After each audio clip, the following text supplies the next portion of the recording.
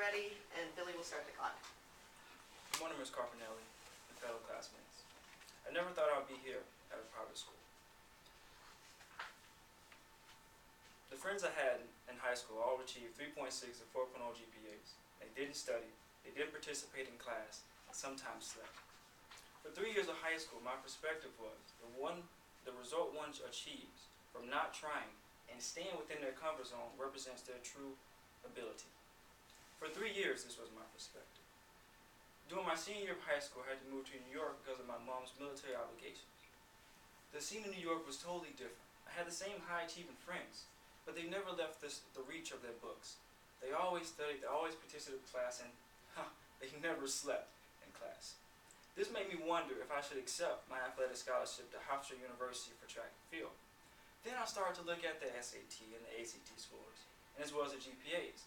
The GPAs were well above my 3.0, and I hadn't taken the ACT or the SAT.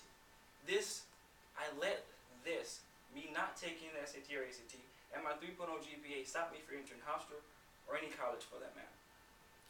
I entered the workforce after high school.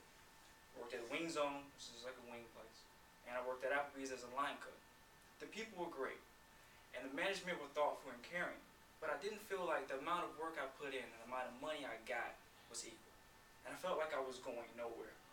So about 5 months, I left the workforce. I entered the United States Air Force as a jet mechanic, not because I had a passion for jets, but because it was one of the careers I qualified for by my scores. My reason for entering the military was that it was seen as honorable and respectable. You traveled all over the world and they took care of you. And I hated it because it took away my independence to make my own decisions. It left me with a feeling of helplessness and vulnerability. I felt confined, not free.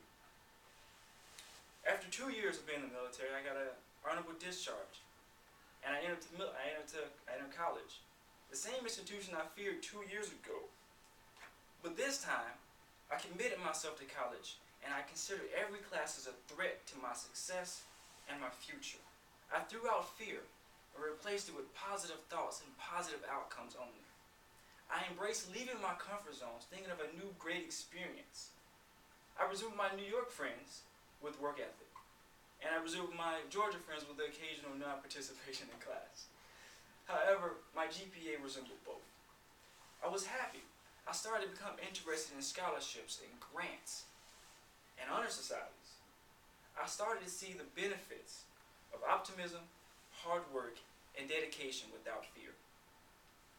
One of my teachers in Georgia once told me, "I'm looking for your name to be across every major international news, but you have to not fear failure." So today, I stand in front of you not as a man who knows the route to success, but as a human who knows the effects of failure. And I'll leave you with this phrase: success is not only possible, but necessary. Thank you. All right. First of all, any questions from